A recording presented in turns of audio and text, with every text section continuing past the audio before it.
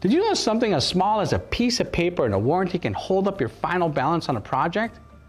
Project managers handle a lot more than just making sure that everything is there on time and ordering materials and coordinating. A lot of times they have to handle the money as well.